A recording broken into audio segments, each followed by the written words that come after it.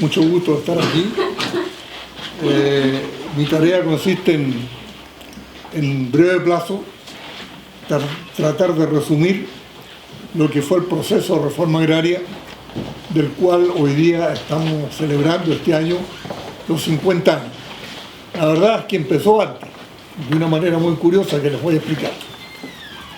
En Chile existía, desde la época colonial, una vieja tradición que venía desde la conquista, de la posesión de la tierra por una minoría poseyente, que primero fueron los conquistadores, los que acompañaron a Valdivia y a otros, y después fueron los descendientes de estos conquistadores, cosa que curiosamente no fue modificada por las guerras de la independencia.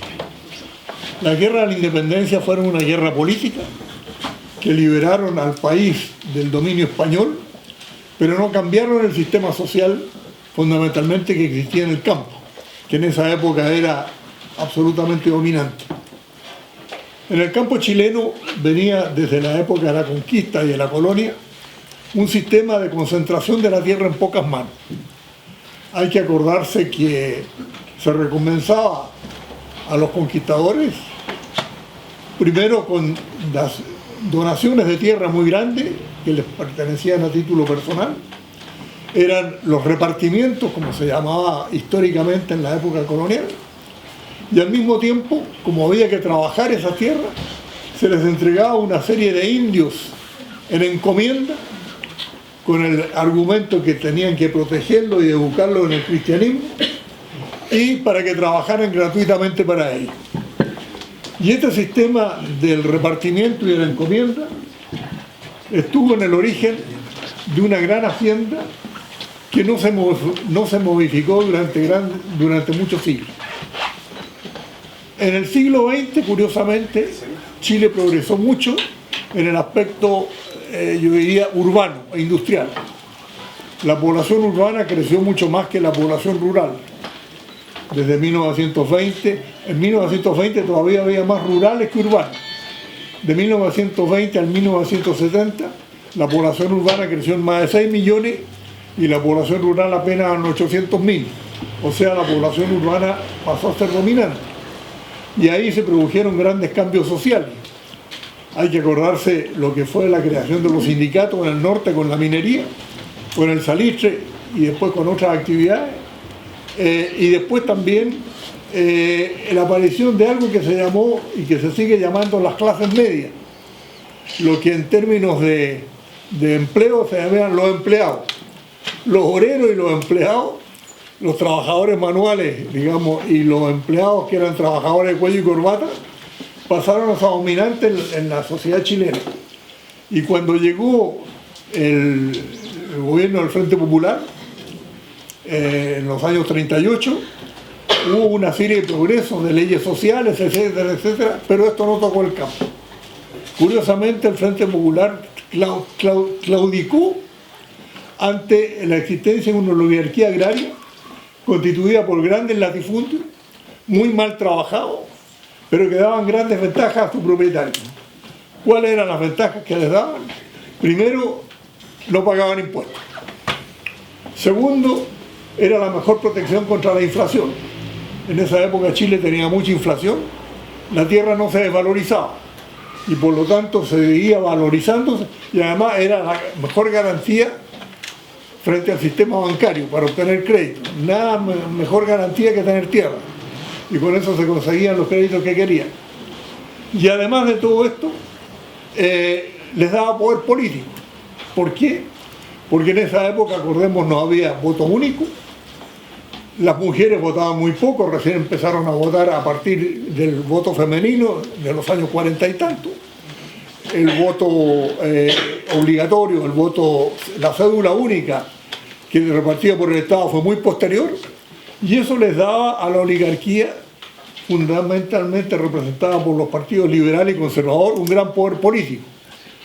¿Por qué? Yo recuerdo todavía, yo era niño chico, cuando llegaban las elecciones, los dueños de fondo citaban a los inquilinos, que eran los trabajadores permanentes, y a los afuerinos, y les entregaban un voto.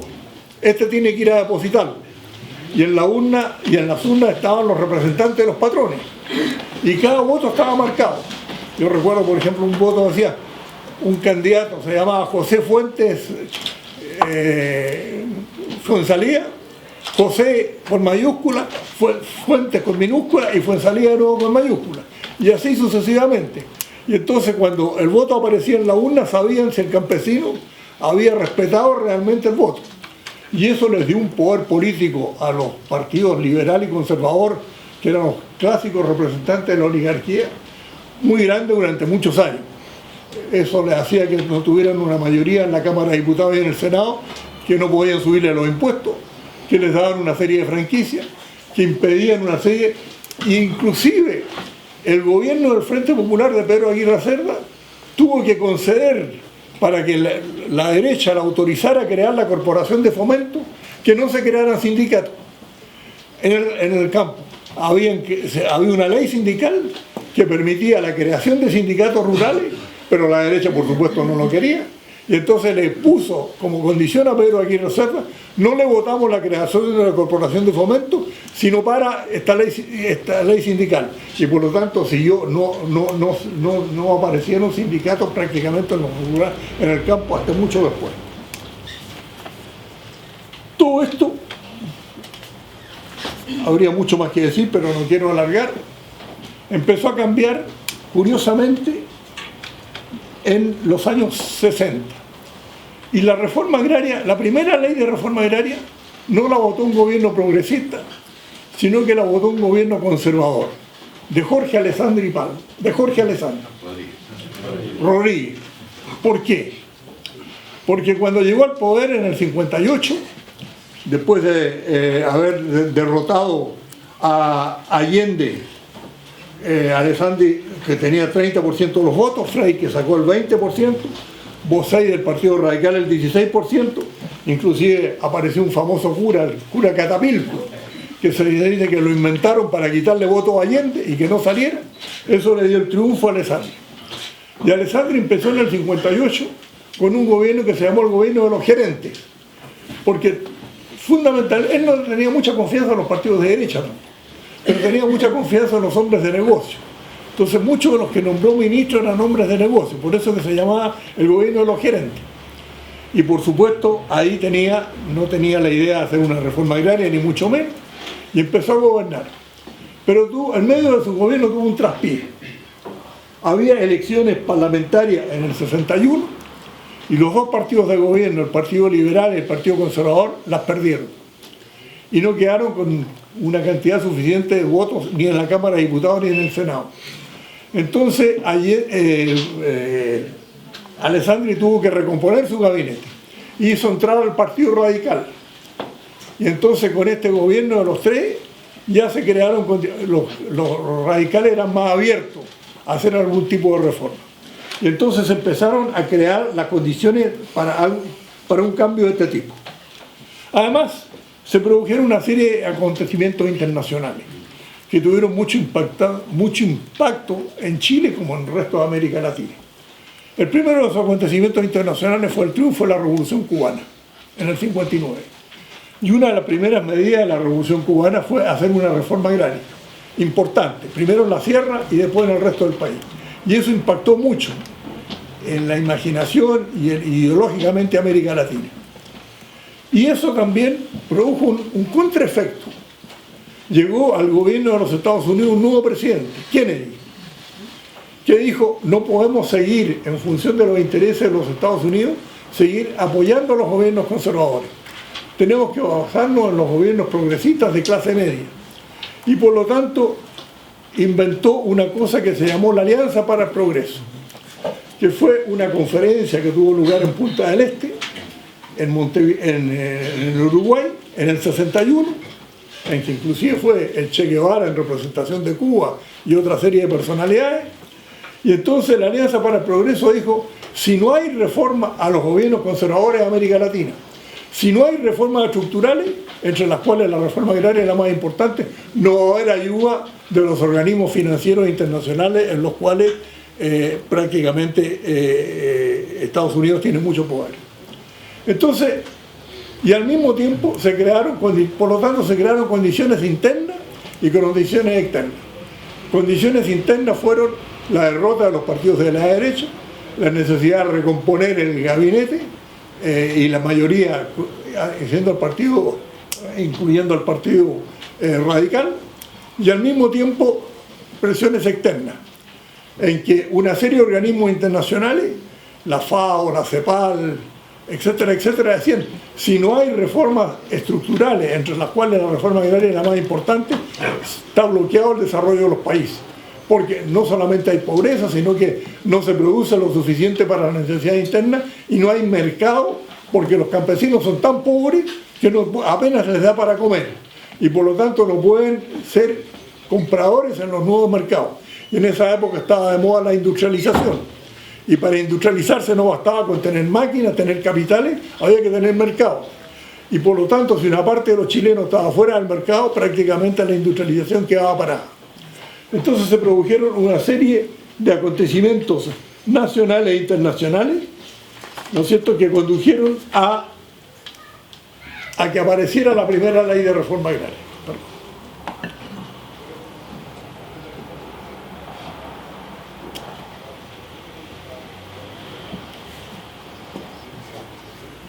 Y entonces, ante el temor del crecimiento de la DC, de la democracia cristiana, y de la izquierda, encabezada por Frei y por Allende, que venían aumentando su votación, y para justificarse ante la política de cambios estructurales que planteaba la Alianza para el Progreso, y con la penetración del Partido Radical, que era un poco más abierto que los conservadores y los liberales, Alessandri mandó al Parlamento la primera ley de reforma agraria. Por algo se le llamó la ley de macetero, porque prácticamente no distribuyó tierra, o una cartomina, pero tuvo un impacto psicológico muy grande. Por primera vez la idea de la reforma agraria no la planteaba la izquierda, que siempre se decía que eran los comunistas los que estaban agitando a la izquierda, sino que ahora la planteaba un gobierno de derecha. Y les desarmó a todos los que se oponían a la reforma agraria, digamos, la posibilidad de seguir diciendo esto va a ser un caos, va a significar el término de la democracia y de la libertad en Chile, etcétera, etcétera. Y entonces, esa ley de reforma agraria, que fue la ley 15.020 de noviembre del 62, vuelvo a decir, la primera ley de reforma agraria, permitía la expropiación para constituir unidades familiares, parcelas y huertos, favorecía la subdivisión de las tierras privadas a través de la caja de colonización, creaba 3 organismos para la reforma agraria que tuvieron mucha importancia después, la CORA, el INDAP y el Consejo de Fomento Agrícola y Ganadera, pero su aplicación fue muy limitada. En 63 y 64, los años finales del gobierno de Alessandri, prácticamente se crearon 781 parcelas familiares y 285 huertos.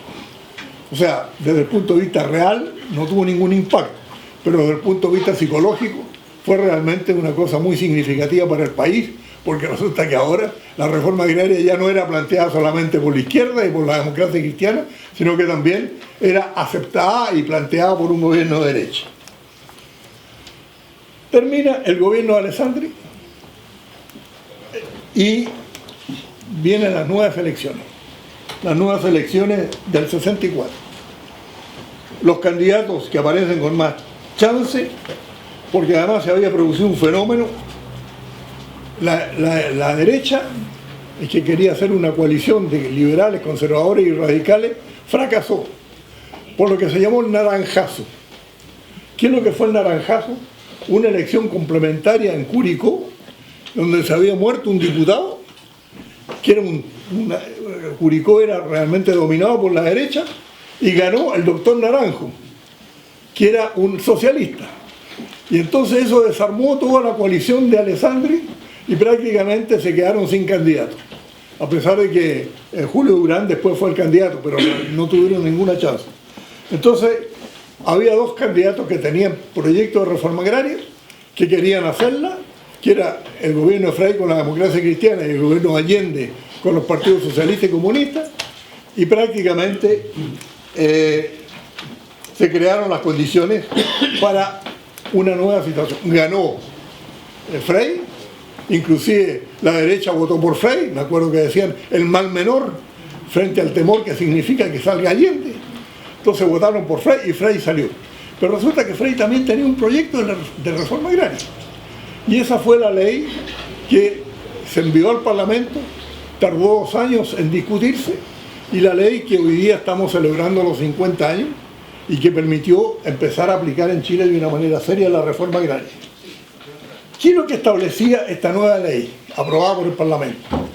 Yo digo lo siguiente: si esta nueva ley se planteara hoy día, en este país que se ha puesto tan conservador, dirían que es un engendro comunista y populista, que es inaceptable.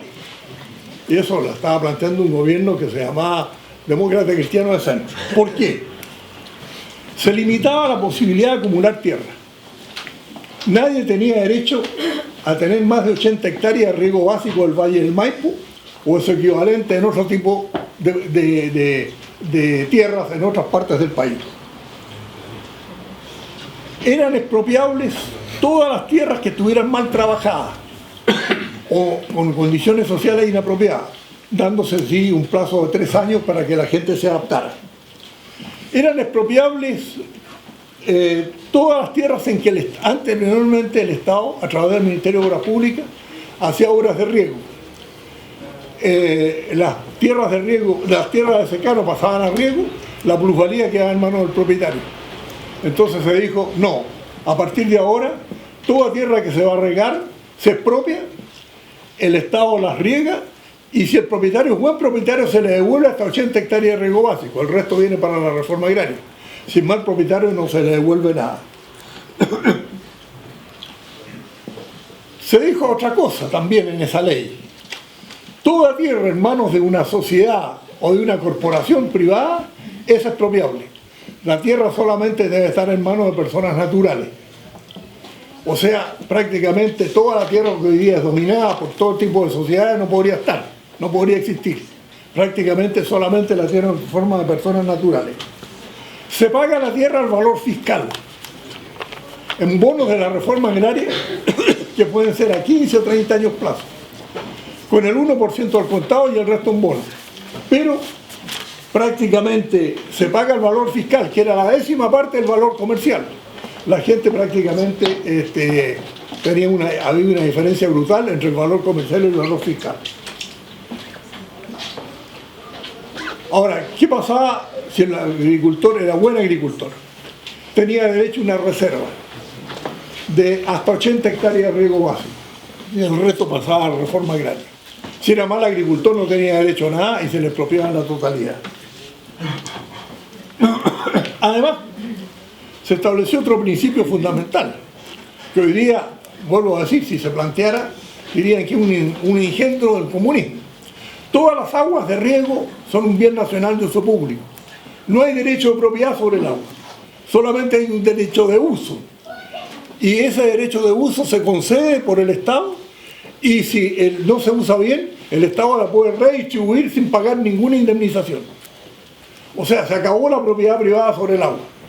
Bueno, esa fue la ley que hoy día estamos celebrando los 50 años y que, vuelvo a decir, en el Chile de hoy, que se ha puesto tan conservador, sería considerado un engendro comunista brutal.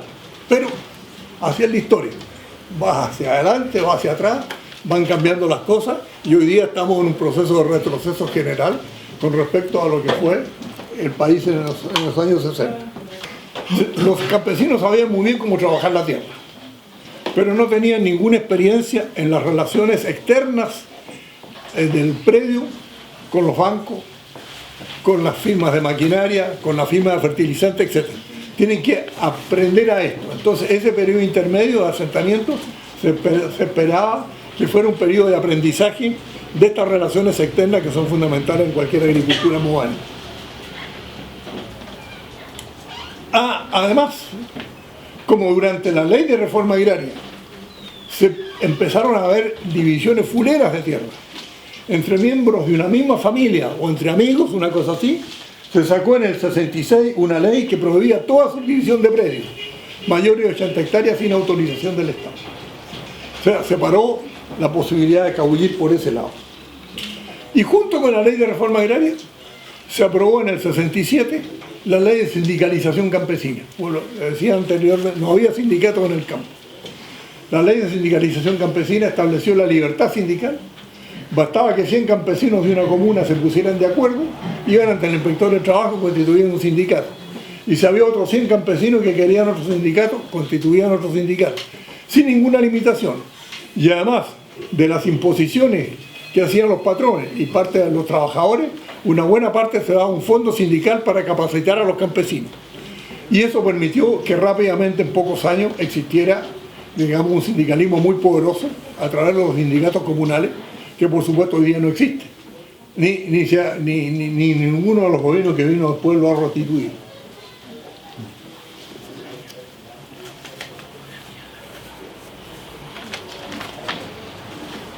Desde el punto de vista cuantitativo, bajo el gobierno de Frei se expropiaron 1.319 fundos con 3,4 millones de hectáreas.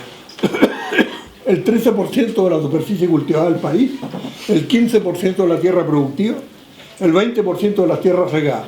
Y se benefició a unas 30.000 familias campesinas en estos asentamientos que después había que darle la propiedad. Después de los 5 años y la propiedad podía ser en unidades familiares, no divisible por herencia, porque la otra preocupación que se tenía era el minifundio, que no se siguieran de padre a hijo dividiendo la tierra y haciendo cada... Y por lo tanto, si moría el padre, uno de los hijos tenía que heredarlo y los demás tenían otras compensaciones. Y al mismo tiempo se constituyeron 400 sindicatos con algo más de 100.000 adherentes distribuidos en grandes confederaciones y federaciones. Por otro lado, el INDAP, el Instituto de Desarrollo Agropecuario, tenía que organizar a los pequeños agricultores. Los pequeños agricultores ya tenían su tierra propia, pero vivían en condiciones muy difíciles.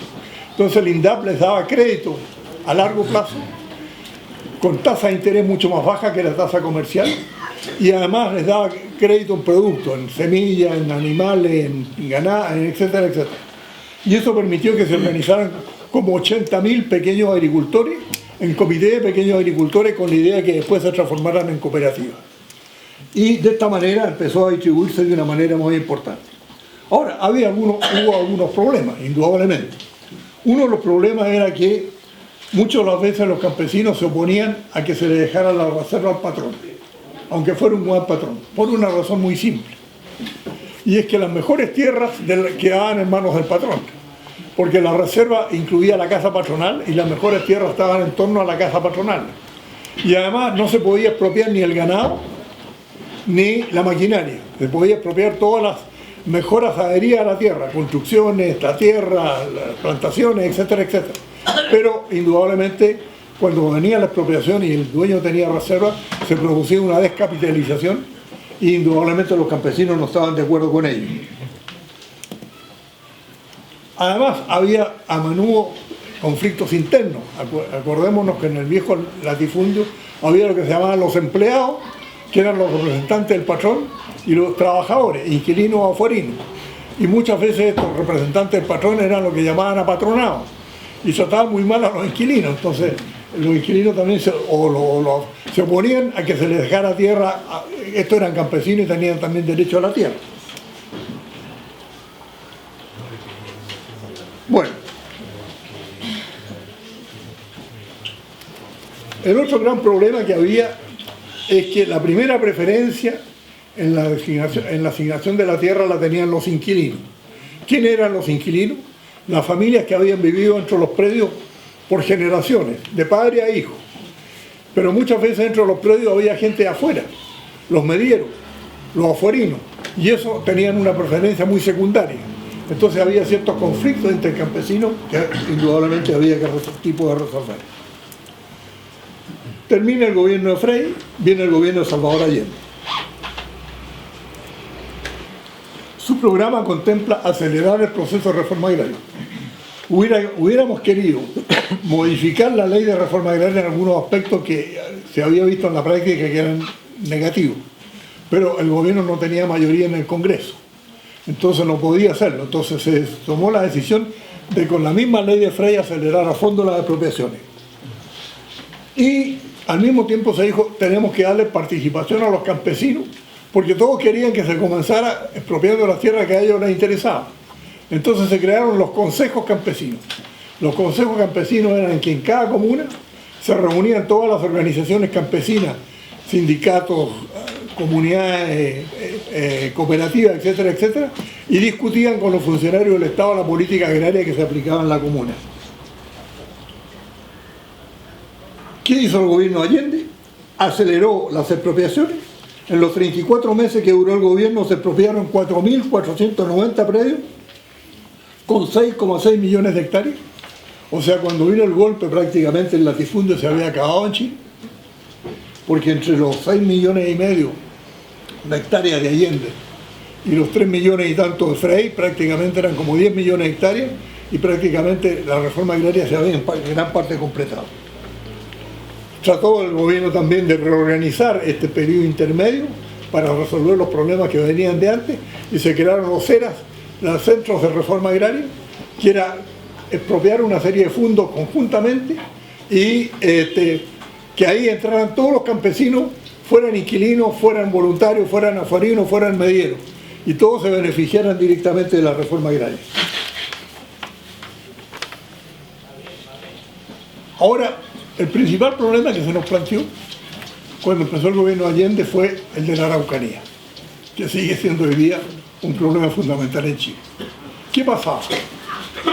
Cuando vino la llamada pacificación de Araucanía a fines del siglo pasado, hay que acordarse que Chile llegaba hasta el Biobío y la corona española, a través de una serie de acuerdos, le había reconocido la titularidad de las tierras a los mapuches de todo lo que estaba al sur del Biobío. Vino lo que se llamó la pacificación de la Araucanía, se desocuparon las tierras de la Guerra del Norte y las trajeron a la Araucanía, vencieron a los mapuches en guerra y les quitaron todas las tierras. El 100% de las tierras que estaban en manos de los mapuches quedó reducido un 15%. El resto se sacó a remate, lo compraron grandes latifundistas, o bien se trajeron colonos extranjeros, porque la idea que había en esa época era que los indios chilenos eran atrasados y que la única manera de que el país progresara, no era solamente una idea chilena, sino una idea muy típica de América Latina, es traer europeos. Y entonces se trajeron colonos italianos, alemanes, suizos, franceses, etcétera, etcétera, y también se les dio la tierra. Entonces, por un lado, la tierra quedó en manos de los grandes latifundistas que la compraron en los remates, y por otro lado quedó en manos de estos colonos extranjeros. Y prácticamente con el 15% del total de las tierras se le asignaron a los mapuches a través de los caciques en lo que se llamó mercedes de tierra. Era asignar una cierta cantidad de tierra a un cacique con un cierto número de familias y ahí ellos prácticamente tenían derecho ahí a cultivar esa tierra. Pero prácticamente no pasaba de 5 o 6 hectáreas por familia. O sea, que un minifundio. Además, recordemos una cosa, los mapuches nunca habían sido agricultores, eran ganaderos. Y se les obligó a ser agricultores minifundistas en tierras muy pequeñas. Y además, hubo un fenómeno muy corriente en esa época, y todavía a comienzos de este siglo, que fueron las corridas de cerco. Se les quitaban las tierras, los mapuches no sabían leer y escribir castellano, los hacían firmar ventas de títulos ficticios que las inscribían en los notarios, o hacían otra serie de cosas y prácticamente una buena parte de estas mercedes de tierra las perdieron. Y entonces cuando llegó el gobierno de Allende nos encontramos con lo que se llamó las tomas de tierras, en parte impulsadas por el MIL, pero en parte también impulsadas, digamos, por la necesidad que tenían los mapuches de recuperar las tierras usurpadas. Entonces fuimos con Allende a Temuco, a una gran concentración de comunidades, y ahí le plantearon la necesidad de una nueva ley indígena, le dieron un proyecto de ley que Allende lo hizo suyo, lo mandó a estudiar y después lo mandó al Parlamento y se convirtió en una ley indígena, y al mismo tiempo me dijo, mira, vamos a trasladar el Ministerio de Agricultura a Temuco y te vas a dedicar a expropiar tierras, no por la causal, porque los mapuches no tenían ninguna causa específica en la ley de reforma agraria, sino que por la causal de tamaño, y si ahí en esas tierras recuperadas hay tierras usurpadas, lo primero que hacemos es las devolvemos a los mapuches. Y con eso se lograron recuperar más o menos unas 150.000 hectáreas de tierra, lo que tranquilizó un poco la situación, pero no la resolvía. ¿Por qué no la resolvía? Porque nos encontrábamos con problemas casi insolubles. Muchas veces la tierra usurpada, el que la había usurpado se murió. Y pasaron a la sucesión y se vendieron. Entonces hoy día estaban en manos de pequeños agricultores. Y no podíamos expropiar a los pequeños agricultores porque era justamente ir contra la idea de la reforma agraria y darle un argumento a la derecha que decía que el gobierno Allende quería terminar con todo. Entonces hubo problemas que prácticamente no teníamos solución, pero con todo se logró avanzar de una manera muy importante. Se siguió acelerando, por otro lado, la ley sindical.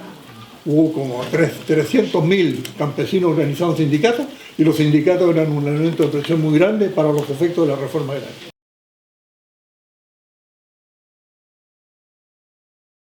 Llegó el golpe de Estado y empezó la contrarreforma agraria. ¿Qué hicieron los militares? Se detuvo bruscamente la ley se suprimió la ley de reforma agraria, se suprimió la ley sindical.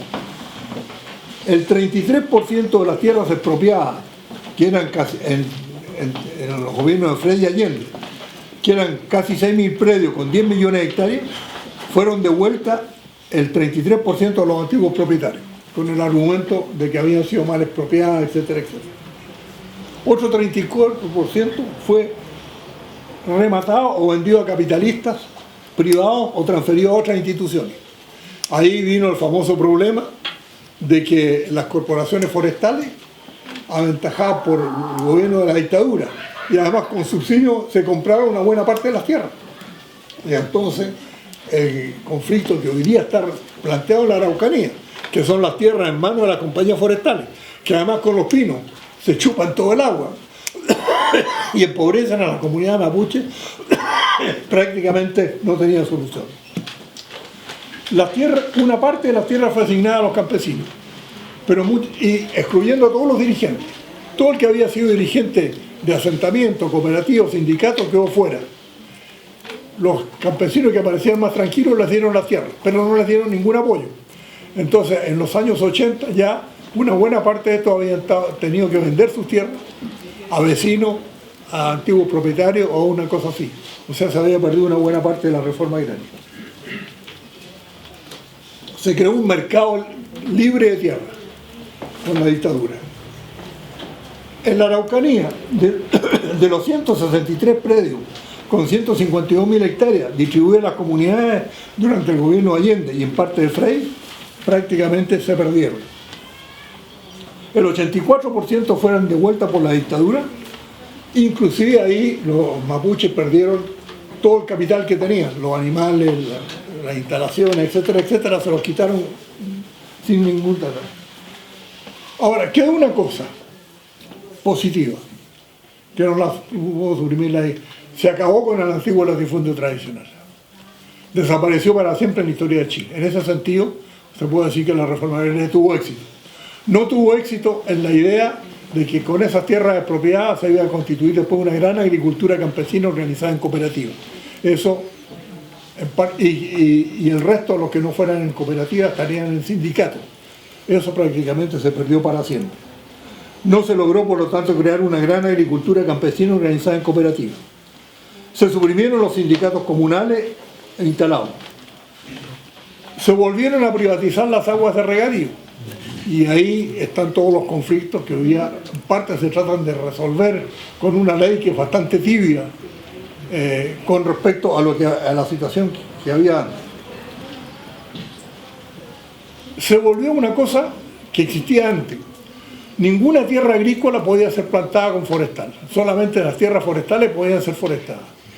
Hoy, a partir de ahí, muchas de las compañías utilizaron tierras agrícolas y además con subsidio del Estado. Y se siguieron enriqueciendo y nos privaron una parte muy importante del capital de tierra. Y hay otra cosa más grave. Apareció un nuevo negocio, que es el de las parcelas de fin de semana. Chile es un país que tiene muy poca tierra agrícola.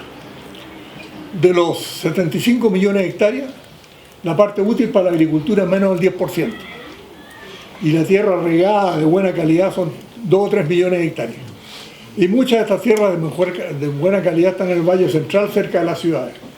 Apareció mejor negocio que dedicarla a la agricultura, parcelarla y venderla en parcelas de 5.000 metros, para que las clases medias o clases pudientes de la ciudad tuvieran un esparcimiento de fin de semana. Y esto nos ha hecho perder una buena parte de las mejores tierras agrícolas de Chile, que se siguen perdiendo. Se ha agravado, a pesar de la CONADI, que ha tratado en parte ya no de expropiar, sino que de comprar algunos fondos, se ha agravado el problema de las tierras nebradas. Y por otro lado, y en eso hay una cosa positiva, al no volver al antiguo latifundio, apareció una nueva clase capitalista que compró estas tierras y que hoy día las explota de una manera mucho más eficiente que lo que era el antiguo latifundio, y que hoy día las dedica fundamentalmente a productos de exportación, para lo cual Chile ya era una vieja idea que tenía la Corfe, teníamos en Chile. Chile tiene una gran ventaja: estamos en el hemisferio sur, es decir, estamos en verano cuando el hemisferio norte está en invierno, y por lo tanto todo producto de exportación, vino, fruta, etcétera, etcétera, podemos venderlo en el extranjero en el momento en que los mercados son mucho más favorables. Y hoy día estamos en la situación que estamos. Prácticamente el campesinado organizado ha desaparecido, hay muy pocos sindicatos, ha cambiado también la composición de la fuerza de trabajo, las mujeres son hoy día mucho más importantes, sobre todo con esta agricultura de los temporeros. Las mujeres se han organizado, una buena parte de los temporeros son mujeres, se han organizado con la NAMURE y otras organizaciones en sindicatos femeninos. Eso les da un cierto poder, pero no tienen el mismo poder de negociación que tenían los antiguos sindicatos comunales. Y se ha agravado el proceso de descampesinización. Hoy día muchos jóvenes no ven destino en la agricultura, no tienen la posibilidad de adquirir la tierra, no tienen posibilidad de trabajar la tierra de sus ancestros, el minifundio sigue existiendo y por lo tanto muchos se van a las ciudades con la esperanza de que ahí van a tener mejores condiciones de vida. Solo INDAP trata de ayudar de alguna manera u otra en distintas partes y en distintas formas a la pequeña agricultura, pero indudablemente no tienen los recursos ni los medios para trabajar en gran escala. Esto en síntesis, lo que pasó con la reforma agraria, creo que marcó definitivamente la historia de este país, hizo desaparecer el viejo latifundio tradicional, rompió la estructura de clases que había en el campo, pero no tuvo éxito por la contrarreforma agraria en crear la gran agricultura campesina organizada en cooperativas, pero indirectamente favoreció también la aparición de una nueva agricultura más productiva, más capitalista, pero en la cual se está produciendo una nueva concentración de la tierra. Hoy día en manos de sociedades, más que de personas, en manos de sociedades, de una manera importante u otra, están concentrando la tierra y nos va a plantear un problema muy serio para el futuro, porque Chile, déjeme contarles una historia que me parece muy cierta, aunque es una historia. Dicen que Dios creó el mundo en 7 días y trabajó mucho, y el 7º día se fue a dormir en un rincón del paraíso, a descansar. Y de repente San Pedro le toca la puerta del dormitorio y le dice: Señor, Señor, despierta. ¿Qué pasa?, le dijo Dios. Hemos cometido un error. ¿Qué pasa? En un rincón del paraíso se nos olvidaron una serie de glaciares, desiertos, ventisqueros, que no colocamos en ninguna parte. Y no puedo dejarlo en el paraíso. ¿Qué hago con ellos? Dios, que no tiene ganas de seguir trabajando, le dijo: mira, busca el último rincón del mundo y los tira al otro lado. El último rincón del mundo era la cordillera de los Andes. Entonces San Pedro agarró todo esto mezclado y lo tiró al otro lado. Y así nació la geografía de Chile. Es una geografía sumamente complicada y donde hay muy poca tierra útil. Y esa poca tierra útil hoy día la estamos perdiendo de una manera infame, ¿no es cierto?, por las nuevas políticas que se están desarrollando desde la época de la dictadura y que no han sido modificados sustancialmente. Bueno, eso es lo que puedo decirles con respecto a la reforma.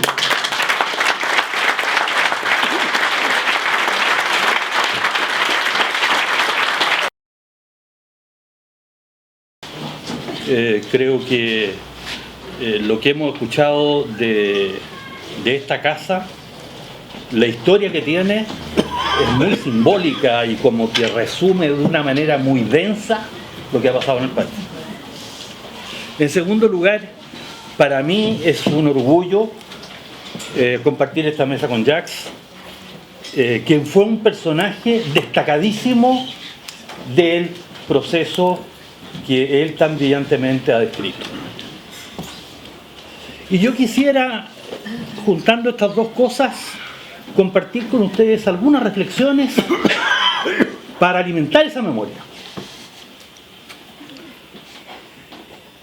La primera es que nosotros estamos convencidos que la reforma agraria es de los procesos sociales más relevantes que hubo en Chile durante el siglo XX. Y no tenemos duda de eso, y por eso es que estamos en una gran campaña a nivel nacional con el Ministerio de Agricultura, el Ministerio de Educación a través de la Dirección de Biblioteca, con la FAO, con la Facultad Latinoamericana de Ciencias Sociales, con la Universidad de Chile, que ya comenzamos hace casi un año atrás, y tenemos la suerte de contar con el entusiasmo de Jacques y de otros actores muy importantes de este proceso, en varias dimensiones. Porque creemos que se va a hablar mucha cosa ideologizada y mucha cuestión que no tiene ningún sentido histórico. Y por eso pensamos que este tipo de eventos son tan importantes. Y cuando uno dice que es de los hechos sociales más importantes del siglo XX, yo quisiera simplemente, pues yo voy a tocar varios puntos que los tocó Jacques muy a la pasada, pero yo quisiera como tratar de darle más vuelta. O sea, decir que se acabó el latifundio en Chile después de 4 siglos es una cuestión muy fuerte. Tuvo una persistencia, pero brutal. Una estructura de que había consenso, que no solamente se había vuelto económicamente ineficiente, sino además socialmente injusta. Este era un país que tenía que importar prácticamente todo lo que acá se comía. Este era un país donde el servilismo que había en el campo, el nivel de dependencia, era una cosa que realmente era vergonzoso.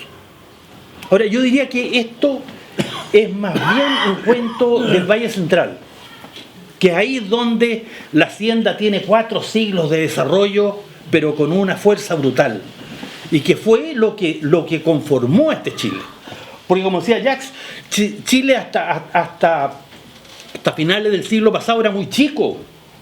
Empezaba en Atacama y terminaba en Biobío. Y resulta que cuando nuestros gloriosos llegaron hasta Lima, después siguieron de largo y vinieron a pacificar esto. Y no es por nada que los grandes problemas nacionales que nosotros tenemos son con estos 2 sectores tardíamente incorporados al Estado chileno. Entonces, cuando uno dice, bueno, acabamos con la estructura agraria latifundista sendal, un sistema arcaico, servil, eso no es menor. Eso es terminar con una historia que tiene siglos de desarrollo. En segundo lugar, y mi segunda reflexión, es que nosotros pensamos que habíamos terminado con una estructura, terminamos con una clase. Y claro, yo creo que terminamos con el latifundismo, con los latifundistas como clase. Pero ojo, que ese sector latifundista fue sufriendo una recomposición que nos empezó a complicar las cosas más adelante. Porque efectivamente se destruyó al latifundista como clase, pero no a la base que lo alimentaba. Mi tercera reflexión, y esta la voy a hacer un poquito más larga, se refiere a un poderoso movimiento campesino que se desarrolló entre mediados de los 60 hasta el año 73.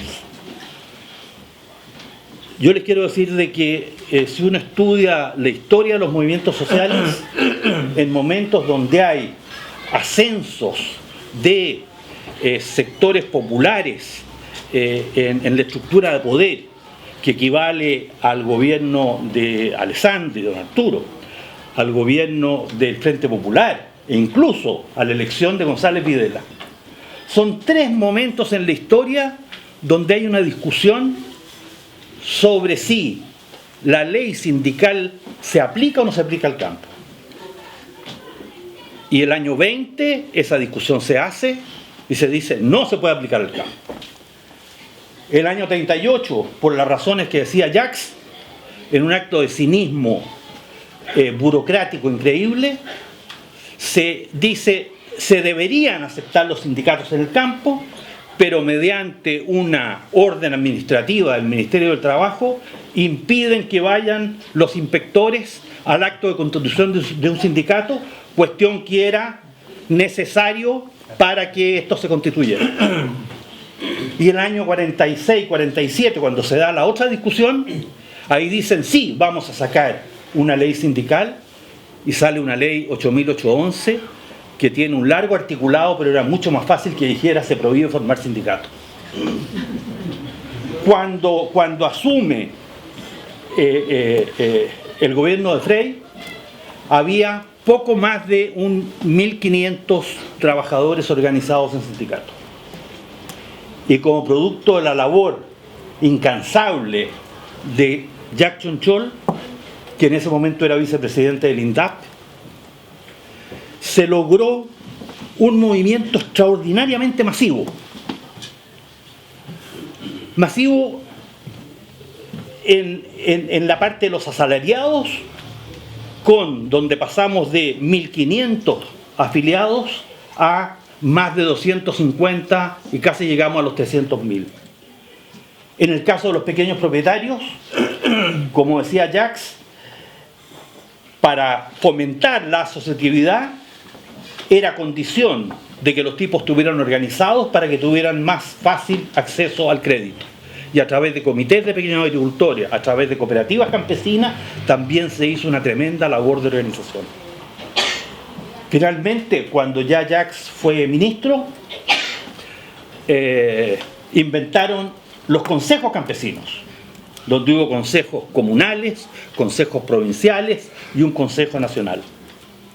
En definitiva, se trata de un movimiento masivo, un movimiento múltiple, un movimiento extraordinariamente joven que de la nada pasa a ser un adulto en un cortísimo plazo. Un movimiento con recursos, que se dice fácil. Un movimiento con recursos significó que la ley sindical establecía que tanto el empleador como el trabajador tenían que poner cada uno el 2% del salario. Y una parte de ese 2% iba a financiar las organizaciones. Y permítanme recordarles que en aquella época una federación provincial en Valdivia era normal que tuviera un local, no quizás tan grande como este, pero tenían local, tenían contadores, tenían abogados, tenían vehículos. Alguna vez nosotros hicimos por ahí un cálculo.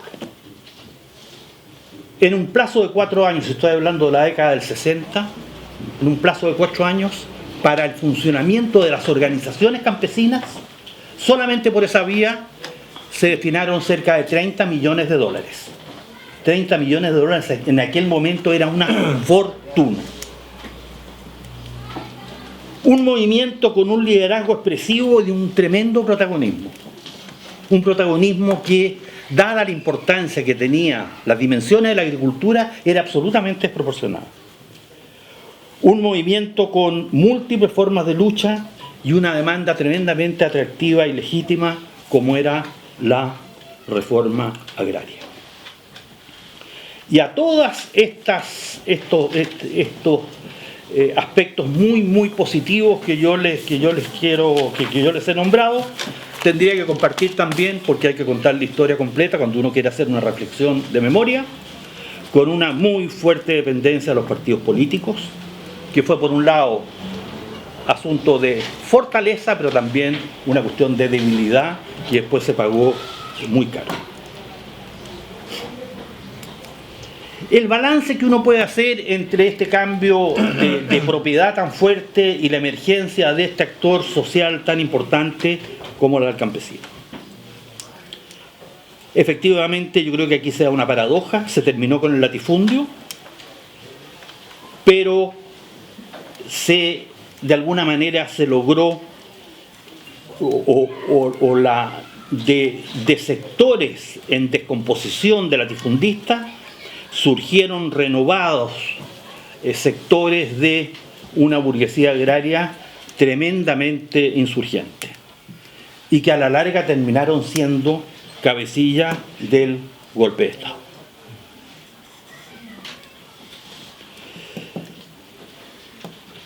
Sobre qué significa el golpe en todo este contexto. Yo diría, ya lo dijo Jacques, el tema de la tierra, aquí es fácil porque son 3/3. 3/3 se devuelven sin ninguna discusión, 1/3 se devuelve por vías indirectas, donde gran parte de las tierras forestales, porque como decía Jacques, la asignación que se hizo en parcelas no podían suponer terreno de secano, y esos terrenos de secano pasaron a ser las famosas reservas Cora, que terminaron siendo licitadas a precios ridículos, donde además se puso en funcionamiento un mercado de bonos que no tenían ningún valor comercial más allá de poder intervenir en este mercado. Y una tercera parte también que se llega en parcela, que eso se fue descomponiendo, y nosotros calculamos que hoy día no existen más de unos 15.000 parcelas de las originales, donde esta idea de tener unidades agrícolas que fueran posibles de desarrollar una agricultura familiar no tiene ningún sentido.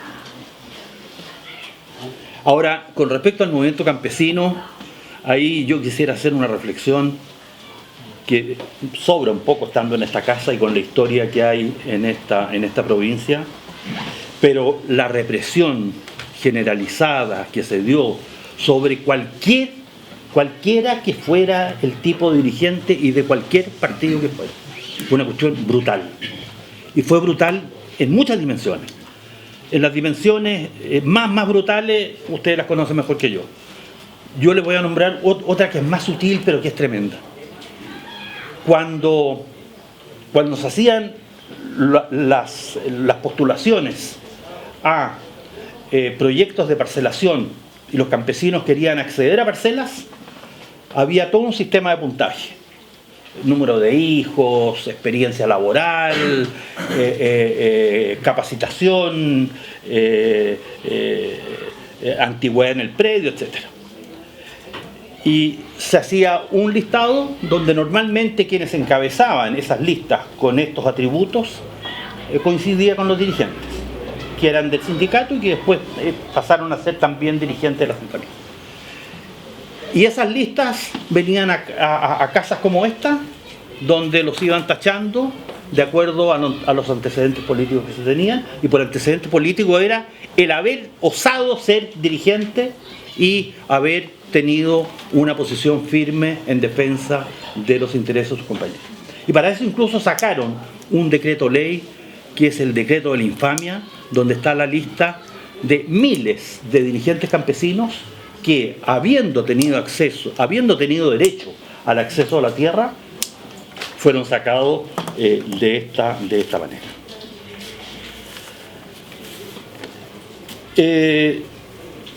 Yo quisiera terminar con una reflexión sobre hoy día.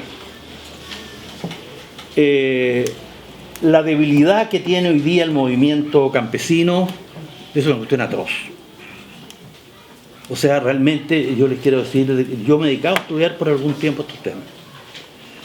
El balance que uno puede hacer es que la situación que encontramos el año 90, en términos de organización campesina, es superior a la situación que tenemos hoy día. O sea, hoy día el grado de desorganización que prima dentro de las organizaciones es algo realmente, ahí hay una deuda con la cual yo creo que no podemos seguir tranquilos. Y en segundo lugar, a mí me gustaría hacer un par de reflexiones sobre el tema de la concentración de la tierra y de los recursos productivos hoy día. Los niveles de concentración. Y esto no es un fenómeno solamente de Chile, este es un fenómeno mundial. El fenómeno del acaparamiento de tierras que hay hoy día en el mundo y que se expresa también en este país, tiene factores estructurales que no van a ser fácilmente removidos en el corto plazo. Y con este contexto vamos a vivir un tiempo no corto. Y en este proceso de concentración hay 3 crisis simultáneas que se dan y que potencian para que haya una voracidad por la compra de tierras y por la extranjerización de la tierra brutal. Hay una crisis de alimentos, donde hay demandas que vienen de países como la India, como la China, donde centenas de millones de gente cambia de dieta producto de la elevación de los ingresos de sectores muy importantes de esos países. Y por lo tanto, la necesidad que tienen esos gobiernos de proveer alimentación hacia allá es tremendamente grande, y las compras que andan haciendo los chinos y otros consorcios son enormes. Primera crisis. Segunda, la crisis energética, que el tema del petróleo no está solucionado y por lo tanto la producción de biocombustibles sigue siendo creciente, y eso ocupa tierras agrícolas en forma muy importante. Y en tercer lugar, una crisis financiera donde los mercados financieros han entrado en un tipo de crisis donde hay una opacidad tremendamente grande, y la única rentabilidad que se asegura es tener propiedad de tierra.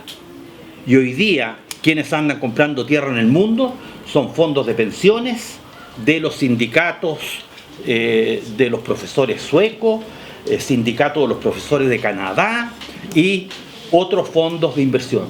Por lo tanto, las presiones que hay por la compra de tierras en el mundo y que se expresa también en nuestro país es tremenda.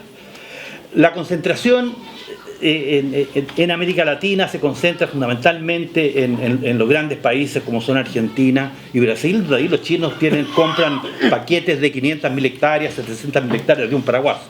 Ahora, en nuestros países lo hacen en forma un poquitito más cautelosa y sin tanto protagonismo. Ahora, con todo, yo creo que terminando haciendo una reflexión también sobre la memoria, para reforzar lo que sería la animación de una organización campesina que sea capaz de tener de darle un cierto equilibrio al funcionamiento de la sociedad rural y poder desarrollar una agricultura familiar como la que algún día soñamos, pensar en los instrumentos que tuvimos hace 50 años no tiene ningún sentido. Yo creo que tenemos que aprender de esos, pero tenemos un tremendo desafío de imaginación para pensar con qué políticas enfrentamos estas nuevas realidades. Muchas gracias.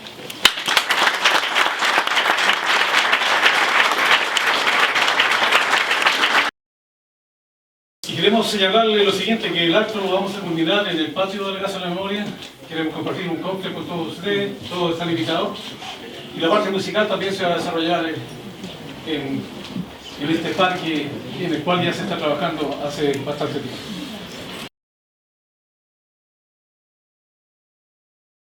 El sol morirá, morirá. La noche vendrá, vendrá. Envuélvete en mi cariño, déjame volar.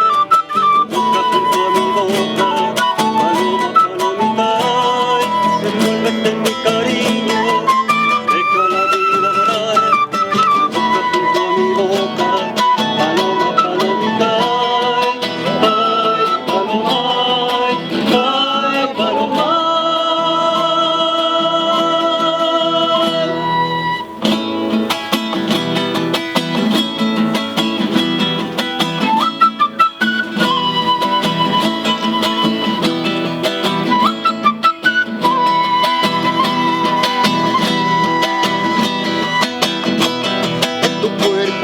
de pueblo